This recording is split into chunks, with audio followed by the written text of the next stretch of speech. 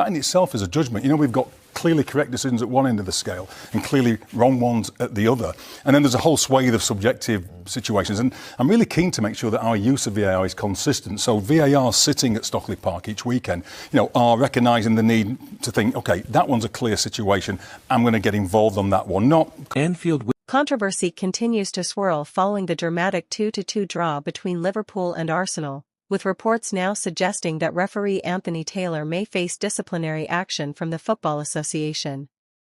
While no official statement has been released, growing speculation points to internal FA discussions surrounding Taylor's performance, particularly his decision to disallow a late Liverpool goal that many believe should have stood.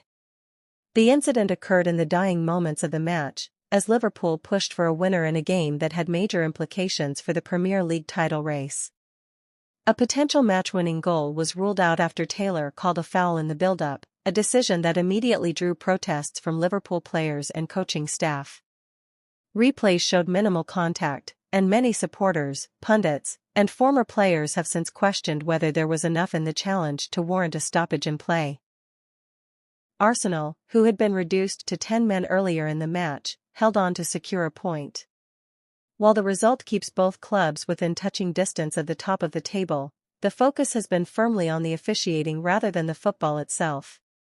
Social media platforms erupted with criticism directed at Taylor, with calls for greater transparency and accountability in refereeing growing louder by the hour.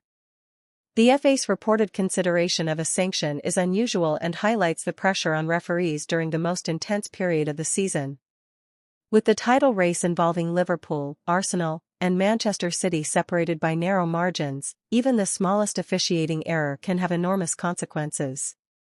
If the FA does take action against Taylor, it could be seen as an effort to restore credibility amid mounting criticism of Premier League refereeing. Jurgen Klopp was visibly frustrated after the match, though he stopped short of directly criticizing the referee. Instead, he hinted at disappointment and left it to others to assess the key decisions.